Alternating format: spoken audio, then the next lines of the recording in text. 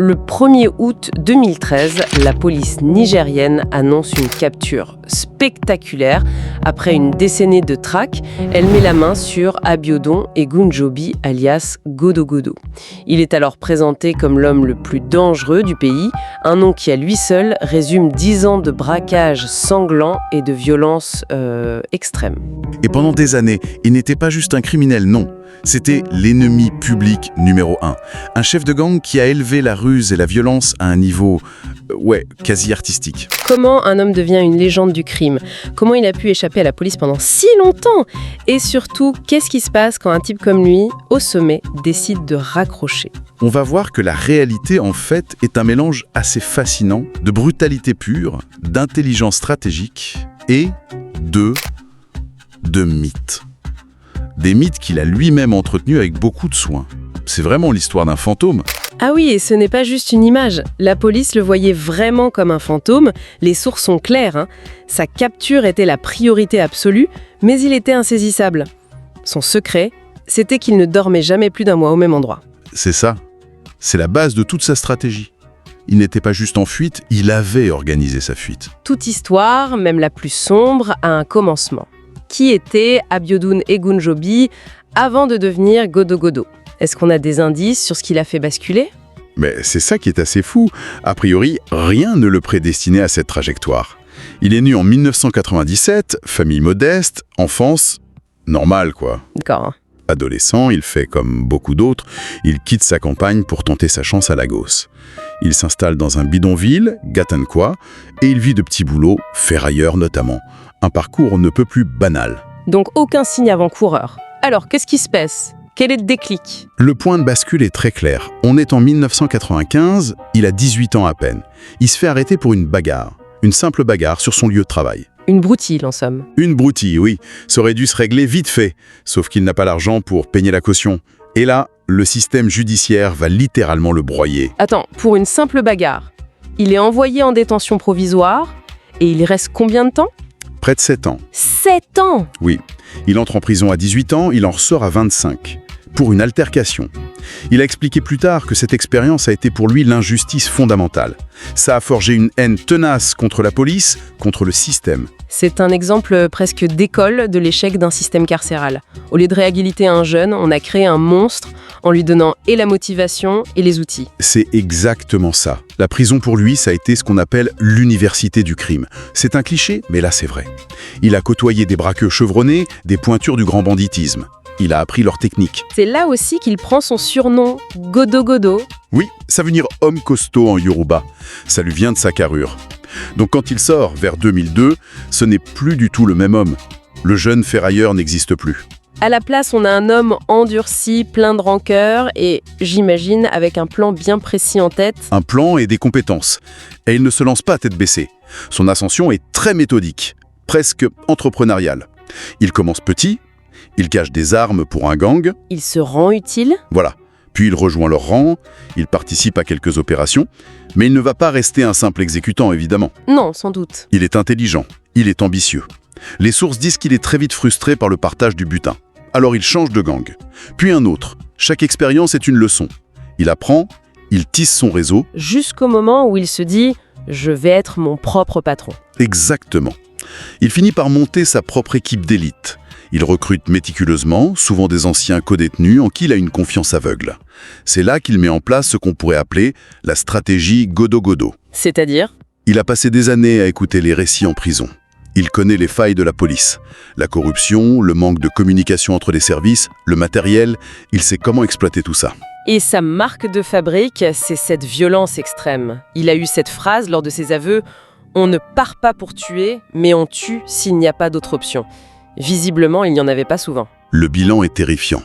Plus de 100 meurtres, dont au moins 50 policiers, d'après ses propres dires. 50 policiers. Mais ce qui est peut-être le plus fascinant, c'est cette double vie. On a l'image du gangster qui flambe, mais lui, c'est tout le contraire. Ah oui, c'est tout l'inverse. Une discrétion presque maladive. Pas d'alcool, pas de cigarettes, aucune extravagance. Alors, il faisait quoi de l'argent ? Il était très pragmatique. Il se méfiait des banques. Dès qu'un butin rentrait, hop, il investissait tout dans l'immobilier. Des terrains, des maisons, toujours sous de faux noms. Et surtout, il a eu cette idée de génie, Laquelle? la pisciculture. La pisciculture. Oui, l'élevage de poissons. Il a créé plus de 52 étangs. Ce n'était pas un hobby, c'était une véritable entreprise qui employait des dizaines de personnes. C'est absolument dingue. C'est une activité légale, rentable, qui justifie son train de vie modeste mais confortable et qui lui permettait de blanchir des sommes colossales. Personne, absolument personne, dans son entourage ne se doutait de la véritable origine de sa fortune. Ok, donc on a le décor. Un criminel invisible, méthodique, avec une couverture parfaite. C'est à partir de là que son règne de la terreur, comme l'appelle la presse de l'époque, commence vraiment, n'est-ce pas? Oui, à la fin des années 2000, son empire criminel est à son apogée. Il ne se contente plus de Lagos. Ses opérations s'étendent sur tout le sud-ouest du Nigeria, 6 États différents. Sa longévité est exceptionnelle. Là où la plupart des grands bambis ne tiennent que 2 ou 3 ans, lui, il va durer une décennie. La police de l'époque estime qu'il n'y a pas une seule semaine sans qu'un braquage majeur, quelque part dans la région, ne porte sa signature. On parle de règne de terreur, mais ça veut dire quoi concrètement? Sa brutalité est glaçante et elle est calculée. Lors de ses interrogatoires, il donnera sa philosophie. On ne part pas en opération pour tuer, mais on tue s'il n'y a pas d'autre option. Et pour lui, il n'y a souvent pas d'autre option. Surtout si des policiers se mettent en travers de son chemin. Les chiffres sont terrifiants. On lui attribue plus d'une centaine de meurtres rien qu'à Lagos. Et lui-même avouera, après son arrestation, avoir tué personnellement au moins 50 policiers. C'était devenu sa signature, une haine obsessionnelle des forces de l'ordre. 50 policiers. C'est une véritable guerre personnelle qu'il mène contre l'État. Est-ce qu'il y a des attaques qui ont particulièrement marqué les esprits, qui illustrent cette escalade? Oui, il y a plusieurs dates qui sont restées dans la mémoire collective. Le 9 septembre 2012, par exemple, une journée que la presse a surnommée le dimanche noir de Lagos. Ce jour-là, son gang mène plusieurs attaques simultanées à travers la ville, un climat de chaos total. Puis en février 2013, ils franchissent un nouveau cap dans la provocation. Ils tentent une embuscade et exécutent froidement 4 policiers, uniquement pour leur voler leur fusil d'assaut. Il humilie la police, il la défie ouvertement. Et l'humiliation suprême arrive un mois plus tard, le 13 mars 2013. Là, il décide de frapper un lieu hautement symbolique, et jusqu'alors considéré comme intouchable, l'aéroport international de Lagos. Il attaque un bureau de change à l'intérieur même de l'aéroport, il sème la panique et repart avec un butin énorme. C'est plus qu'un braquage, c'est un affront direct à l'autorité de l'État nigérien.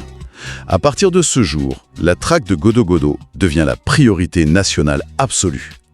C'est un parcours hallucinant quand on y pense. On part d'un jeune ferrailleur, transformé par une injustice flagrante, qui suit formation criminelle en prison et qui devient ce chef de gang méthodique, invisible, menant une double vie d'éleveur de poissons et de tueur, jusqu'à devenir l'ennemi public numéro 1 après avoir humilié l'État tout entier. Et si on prend un peu de recul, c'est ça qui est fascinant. L'histoire de Godo Godo, au-delà du fait divers, c'est une mise en accusation d'un système. Sa haine, son carburant pendant une décennie de crimes, c'est cette injustice initiale. Le système judiciaire, qui l'a puni de manière totalement disproportionnée, a, d'une certaine manière, enfanté le monstre qu'il a ensuite dû pourchasser à grands frais pendant 10 ans. Des planques, dans plusieurs villes. Si. Oui, Lagos, Ifo, Ilaro, Ibadan. C'était un vrai réseau de refuge. Et dès qu'il sentait la moindre pression, hop, il changeait de ville. Il disparaissait. C'était pas de l'impro, c'est une logistique de la clandestinité. Mais attendez, le truc qui est fou, c'est que ces planques, c'était pas juste des dortoirs. C'était des forteresses miniatures, des fusils d'assaut cachés absolument partout. Dans la cuisine, sous lit et même aux toilettes. Je veux dire, qui fait ça? On est au-delà de la prudence, là. C'est plus que de la paranoïa, en fait. C'est une déclaration d'intention. Le détail le plus frappant, c'est à la fin, lors de son arrestation. Les policiers ont trouvé 6 fusils d'assaut AK-47. 6. Et chacun avec des doubles chargeurs soudés. 60 balles par arme, prêtes à l'emploi. Il ne se préparait pas à fuir, il se préparait à soutenir un siège. D'ailleurs, il avait fait une sorte de serment à ses hommes, une promesse glaçante. Il leur a dit « Je ne me laisserai jamais arrêter vivant. Si on me coince, j'emporterai autant de flics que possible avec moi. » Et c'était pas du bluff. Non, à chaque confrontation, il se battait jusqu'au bout. Exactement. Et cette réputation de violence, jusqu'au boutiste, c'est devenu son arme principale. Une arme psychologique. Pour un policier, affronter Gododo, c'était pas une arrestation de routine. C'était la promesse d'un bain de sang. Du coup, ça les rendait hésitants. Ça les forçait à prendre 1000 précautions. Et ça lui laissait le temps de filer. Il a retourné la peur contre eux. Et au-delà de cette force brute, il y a toute cette dimension mystique, presque théâtrale. Pendant des années, personne n'avait de photo de lui. Pas une seule. Les rares témoins le décrivaient toujours le visage à moitié caché, parfois avec un bandeau sur l'œil. Bien avant sa blessure, il se construisait un mythe. C'est là que la rumeur prend le relais. C'est ça qui est fort. Dans le milieu, on disait qu'il avait des pouvoirs. On parlait de gris-gris, ses protections mystiques. Pour ces hommes, du coup, il était littéralement à l'épreuve des balles. Il pouvait se volatiliser au dernier moment. Évidemment, ces histoires, ça l'arrangeait bien. Ça renforçait la loyauté de ses hommes, la peur de ses ennemis. Son secret, c'était la ruse, pas la magie. Et peut-être des complicités. Oui, ça c'est un point crucial. L'hypothèse de policiers corrompus qui l'informaient. Rien n'a jamais été prouvé, mais c'est très crédible. Bien sûr. Il n'était sans doute pas seul contre tous. Il avait un réseau à l'intérieur même de la police. C'était peut-être ça, sa vraie magie. On a donc ce personnage qui semble indestructible. Et puis, en 2009, tout bascule. Le mythe se fissure. Lors d'un braquage, son gang tombe sur un os, pas la police. Un groupe d'autodéfense locale, les OPC. Une fusillade éclate. Et là, il faut bien voir ce que sont les OPC. Ce n'est pas juste une milice de quartier, c'est l'Oodua People's Congress, une organisation ethnique yoruba très puissante, très organisée et souvent aussi brutale que les gangs. Tomber sur eux, c'est un autre niveau de danger. Et dans l'affrontement, Goludo est touché. Ah. Une balle en plein visage. Il est touché à l'œil gauche. C'est un tournant majeur. Le fantôme est blessé, il saigne, il perd l'usage de son œil, le mythe devient une réalité physique, il est maintenant borgne. Son surnom, le One-Eyed Bandit, ça devient littéral. La légende d'une cicatrice. Voilà. C'est un moment de vulnérabilité extrême. Le piège classique pour un fugitif blessé, c'est d'aller à l'hôpital. Et la police surveille les urgences, bien sûr. Et évidemment. Mais lui, fidèle à sa paranoïa, il ne tombe pas dedans. Il active une autre facette de son réseau. Sa famille. Une de ses épouses est du Bénin voisin. Il passe la frontière en douce et il va se faire opérer là-bas, loin des radars. Ce qui est fascinant, c'est comment il retourne la situation. Cette blessure aurait pu signer la fin de sa carrière. Au lieu de ça, il l'intègre à son personnage. Ça lui donne une touche encore plus sinistre. Oui. Le bandeau sur l'œil ou les lunettes noires, ça devient sa nouvelle signature. Il transforme une faiblesse physique en un élément de sa marque, de sa terreur. C'est très très habile. La blessure ne l'a pas seulement rendu borgne, elle a rendu sa légende encore plus tangible, plus effrayante. On a donc ce type qui a survécu à tout, qui a transformé une blessure en atout. On s'attend à ce qu'il devienne encore plus violent, mais non. On est en 2010, Gododo est richissime. Il a des maisons et il a aussi une ferme piscicole qui marche super bien. Oui, qui lui rapporte pas mal de revenus légaux. On parle de plusieurs milliers d'euros tous les 4 mois, juste avec les poissons. Il avait monté une ferme piscicole pour blanchir son argent et se donner une façade respectable. Mais ses employés, en apprenant qu'il a des ennuis, paniquent. Ils le lâchent. Complètement, ils arrêtent de lui reverser les bénéfices. Du jour au lendemain, les robinets sont coupés. L'argent ne rentre plus. D'accord. La pression financière, je saisis. C'est un mobile classique. Mais est-ce qu'on peut vraiment croire que c'est uniquement ça ? C'est une très bonne question. L'un de sa trempe, avec son réseau, il aurait pu trouver d'autres moyens. N'y a-t-il pas aussi une énorme part d'ego, le sentiment d'avoir été humilié par cette tentative ratée de se ranger ? Ah oui, absolument. Une sorte de rage, quoi, qui le pousse à revenir, mais cette fois en faisant le plus de bruit possible. Je pense que c'est précisément là que se situe la clé. La nécessité financière, c'est le prétexte. La motivation profonde, elle est ailleurs. C'est une réaction à l'humiliation. Il a essayé de jouer selon les règles, à sa manière, et ça n'a pas marché. Alors, il décide de retourner au jeu, mais en changeant les règles. Dès 2011, il recontacte ses anciens complices. Sauf que ce n'est plus le même homme. Plus du tout. Sa mentalité a radicalement changé. Il y a cette phrase qui, d'après les sources, tourne en boucle dans sa tête. Cette fois, ce sera eux ou moi. La police ou lui. La police ou lui. Ce n'est plus une question de s'enrichir, c'est une question de survie et de domination. Eux ou moi. C'est une déclaration de guerre pure et simple. On n'est plus dans la logique du braqueur qui veut éviter la confrontation. Non, là, il la cherche, il la provoque. Carrément. On passe d'une criminalité d'accumulation, dont le but est le profit, à une criminalité de confrontation, où le but c'est de s'imposer par la terreur. Ce n'est plus prenons l'argent et filons. Non, c'est prenons l'argent et montrons à tout le monde qui est le patron. Cette amertume et cette détermination le transforment, il n'a plus rien à perdre. Et un homme qui n'a plus rien à perdre est capable de tout. Voilà. Et j'imagine que la violence qui suit est d'une toute autre nature. Le 9 septembre 2012, ça semble être l'illustration parfaite et terrifiante de cette théorie, non ? C'est plus qu'une illustration, c'est la mise en scène de sa nouvelle philosophie. Les sources parlent de cette journée comme de l'apogée sanglante de son règne. L'apogée sanglante. Le plan qu'il conçoit est d'une audace folle pour l'époque. Il ne s'agit pas d'un seul braquage. L'idée, c'est de lancer plusieurs attaques simultanées dans Lagos. Pour quel objectif ? Le but est double. Maximiser les profits, évidemment, mais surtout créer une confusion totale, submerger les forces de police, les rendre impuissantes. C'est une stratégie quasi militaire. Et le choix des cibles, il est révélateur aussi, j'imagine. Totalement. Ce n'est pas fait au hasard. D'un côté, il y a les cibles, disons, rentables.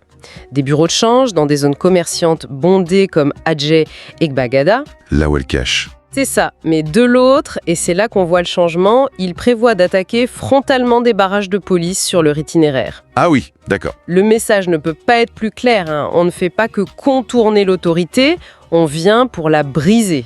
La scène que les sources décrivent pour l'attaque à SAG est d'une froideur qui donne le frisson. Le gang débarque en fin de matinée avec un arsenal, plus de 9 fusils d'assaut AK-47. C'est énorme. Pour approcher, ils se font passer pour des clients. Et d'un seul coup, sans le moindre avertissement, c'est l'enfer qui se déchaîne. Ils tirent à vue sur les cambistes, sur les passants, dans la foule. C'est un carnage. Un carnage en pleine rue. Et au milieu de ce chaos, de ces hurlements, de ces voitures qui s'encastrent, il y a ce détail sur l'attitude de Godo Godo. Il est décrit comme surveillant l'opération d'un œil froid. Froid, méthodique. Il n'y a pas l'ombre d'une panique chez lui. C'est presque chirurgical dans l'exécution de la violence. Pendant que certains vident les caisses, d'autres tirent dans le tas. Juste pour se frayer un chemin. Pour se frayer un chemin et empêcher toute riposte. La vie des civils est réduite à un simple obstacle. Le bilan est effroyable, hein. On parle d'au moins 7 civils et 3 policiers abattus. C'est déjà un massacre. Mais ce qui se passe pendant leur fuite, c'est peut-être encore plus révélateur. Ils ont leur butin, ils pourraient disparaître. Disparates dans la nature, oui. Mais sur leur chemin, ils tombent nez à nez avec un véhicule de la police d'intervention rapide. N'importe quel gang aurait écrasé l'accélérateur. Mais Godo Godo, lui, Non. il leur donne l'attaque frontale. Et ce moment, il est fondamental pour comprendre sa psychologie. Ce n'est plus une fuite, c'est une chasse. Il inverse complètement les rôles. Il devient le chasseur. C'est ça. Il ne cherche pas à s'échapper, il cherche à humilier, à dominer. C'est un acte de pure affirmation de puissance. Les policiers dans leur pick-up sont cueillis à froid. Ils n'ont même pas le temps de comprendre ce qui leur arrive. Leur véhicule est transformé en passoire. C'est l'image. Et ça ne s'arrête pas là. C'est la suite qui est presque insoutenable. Ils ne se contentent pas de neutraliser la menace. Non. Ils s'arrêtent. Ils descendent de leur voiture, s'approchent du véhicule de police, et les textes sont formels. Ils achèvent méthodiquement les policiers blessés. C'est une exécution. Une exécution de sang-froid. C'est un point de non-retour. Pas seulement pour lui, mais pour la police de Lagos. Ce n'est plus une affaire criminelle. C'est devenu personnel. Et puis, il y a ce geste, qui est peut-être le plus lourd de sens. Lequel ? Il récupère les fusils d'assaut des policiers morts en guise de trophée. Des trophées. Le mot est fort. Qu'est-ce que ça signifie au fond ? Ce n'est pas juste pour récupérer des armes, ils en avaient déjà plein. Non, ce n'est pas pour l'arsenal, c'est un acte de dégradation symbolique. En prenant l'arme d'un policier, ils ne volent pas un objet, ils volent l'incarnation même du pouvoir de l'État. C'est un message. C'est un message terriblement puissant. Il dit « Votre autorité, votre monopole de la violence est maintenant à moi ». Chaque fusil volé est une médaille qu'il se décerne dans sa guerre personnelle. Et une humiliation de plus infligée à ses ennemis. Exactement. Est-ce que c'est à ce moment précis qu'il cesse d'être un simple grand criminel pour devenir autre chose, une sorte d'insurgé à sa propre échelle ? On peut le voir comme ça, oui. Il se positionne en adversaire direct de l'État. D'ailleurs, l'escalade continue juste après. Il y a encore une suite ? Oui. Sur le chemin du retour, comme si de rien n'était, il croise une autre patrouille dans le quartier d'Okoba. Des policiers qui ne se doutent de rien. Et là ? La logique décrite dans les sources est d'une simplicité glaçante. Pas de témoins, pas de risque. Ils ouvrent le feu, les abattent eux aussi et prennent leurs armes. Encore. Encore. Ce n'est plus une série de crimes, c'est une campagne méthodique pour asseoir sa suprématie et démanteler le moral de la police. On imagine le choc à Lagos ce soir-là. C'est un véritable séisme. Jamais un gang n'avait osé une telle chose. Tuer autant de policiers en plein jour avec une telle arrogance, c'est sans précédent. La presse a dû se déchaîner. Complètement. Les gros titres parlent de massacre, d'humiliation nationale. Et la question que tout le monde se pose, c'est qui a bien pu faire ça ? Et c'est là que son nom sort. C'est à ce moment-là que le nom de Godo Godo, jusqu'alors connu des seuls initiés, fuite dans les médias. Du jour au lendemain, le grand public découvre avec effroi le visage de cet homme qui opérait dans l'ombre. Donc, en une seule journée sanglante, il a réussi son pari. Il n'est plus une cible qui se cache, il est devenu une menace qui terrorise. Tout à fait. Il est passé de criminel traqué à cauchemar national, pour reprendre le terme des sources. Exactement. Il devient l'ennemi public numéro 1. Et ça nous amène au début de 2013, où l'atmosphère a complètement changé. Les documents parlent d'un climat de peur qui s'est installé au sein même de la police. Ils ont peur. Ils ont été humiliés et ils sont obsédés par la vengeance. La traque de Godo Godo devient la priorité absolue de tout le pays. Et lui, face à cette mobilisation générale, il fait profil bas, il essaie de se faire oublier. C'est ça qui est fou. Il fait tout le contraire. Comme s'il se savait condamné à terme, il redouble d'audace. Il se sent intouchable. C'est ça. On entre alors dans un engrenage infernal. Plus la police met la pression, plus il y répond par des actions encore plus violentes et spectaculaires. Le cycle de la violence est enclenché. Et il ne fait que s'accélérer. Il ne fait que s'accélérer, menant à une confrontation totale et inévitable. Pour résumer, on a donc assisté à la métamorphose d'un homme qui, se sentant piégé, a décidé de ne pas fuir, mais de répondre par une guerre totale. Oui. Il a transformé sa propre survie en une campagne de terreur contre le système qui, selon lui, l'avait acculé. Ce qui est vraiment frappant dans cette histoire, c'est la psychologie de cette escalade. C'est le passage très clair d'un crime motivé par le gain à une démonstration de force brute. Où le but est d'humilier. D'humilier et de dominer. Et ce geste de collectionner les fusils des policiers comme des trophées en est le symbole le plus puissant. Ils ne volent plus seulement l'argent du peuple. Ils volent le pouvoir de l'État. Ils volent le pouvoir de l'État. Cette fois, l'affaire remonte jusqu'au président. L'inspecteur général de la police est sommé de réagir. Et l'ordre est clair, sans appel. Le phénomène Godo Godo doit cesser, à n'importe quel prix. La traque devient la priorité nationale numéro 1. Et c'est là qu'on touche à l'ironie la plus folle de cette histoire. Godo Godo est désormais l'homme le plus recherché du Nigeria. Mais la police a un problème monumental. Personne, absolument personne ne sait à quoi il ressemble. C'est un fantôme. Comment est-ce qu'on arrête un fantôme ? C'est la question à 1 million de naïras. Il peut se déplacer, il se fond dans la masse. Toutes les polices du pays le cherchent, mais elles cherchent un nom, un surnom. Pas un visage. La chance, ou plutôt une erreur de son gang, va finir par leur sourire. Ah oui, ça vient d'un autre braquage, dans la ville d'Ilorin. Son gang attaque une banque, une First Bank. Et cette fois, ils sont moins prudents. La banque est équipée de caméras de surveillance. Et elles sont en état de marche. La police focale récupère les enregistrements. Et quand ces images arrivent sur les bureaux des enquêteurs à Lagos, c'est l'eureka. Pour la toute première fois, ils ont un visage. Clair, net. Ils décident de vérifier leur intuition et ils montrent les images à des complices de Godo Godo qui sont déjà sous les verrous. La réaction est instantanée. D'après les rapports, ils désignent un homme à l'écran. Et ils confirment sans la moindre hésitation. L'homme borgne, c'est bien lui. C'est le patron. C'est Godo Godo. Et là, c'est le tournant de toute l'affaire. Son anonymat, qui était sa plus grande force, sa meilleure protection, vient de voler en éclats. À partir de cet instant, il n'est plus une légende ou un fantôme. Il est une cible identifiable. La police peut enfin diffuser un portrait robot précis, alerter tous les postes de contrôle, mobiliser son réseau d'informateurs. La nature de la chasse vient de changer radicalement. Et ils le sentent d'ailleurs. Il comprend que Lagos est devenue trop dangereuse pour lui. Il décide de se mettre au vert et il se réfugie dans sa base arrière, à Ibadan, une grande ville à un peu plus de 100 km au nord. Il y a fait construire une belle maison. Il pense y être en sécurité. C'est une erreur de jugement fatale. Il sous-estime la détermination de la police, maintenant qu'elle a un visage. Un renseignement crucial finit par remonter, indiquant sa possible localisation à Ibadan. Et là, l'opération est confiée à une unité d'élite, dirigée par un certain Abba Kyari, une légende de la police nigérienne, un super flic réputé pour sa ténacité. Et leur méthode est une patience redoutable. Une fois l'adresse confirmée, ils ne se précipitent pas, non. Ils mettent en place une surveillance discrète, 24 heures sur 24. Pendant 14 jours, ils observent, ils attendent, ils étudient ses habitudes. Ils cherchent le moment parfait pour intervenir, avec un minimum de risque. Oui, ils veulent éviter un bain de sang. Ils savent qu'il est lourdement armé. Et ils savent qu'il n'hésitera pas à tirer. Ils mettent en place une filature discrète. Pendant 14 jours, la maison est sous surveillance 24 heures sur 24. 14 jours, c'est énorme!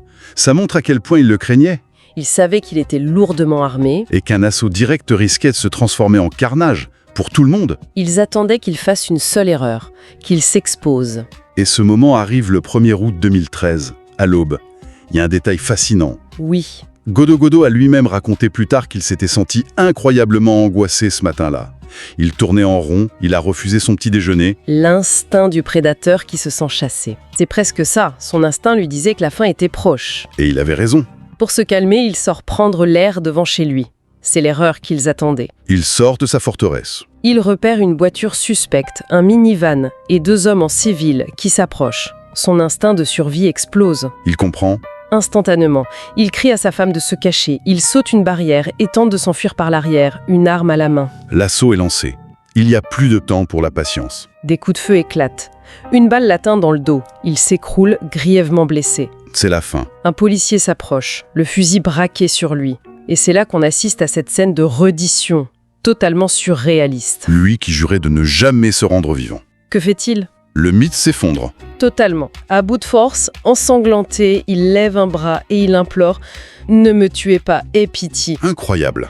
L'ennemi public numéro 1, l'homme qui a défié un État, supplie pour sa vie. C'est un moment psychologiquement très puissant. C'est l'effondrement de tout le personnage public qu'il s'était construit.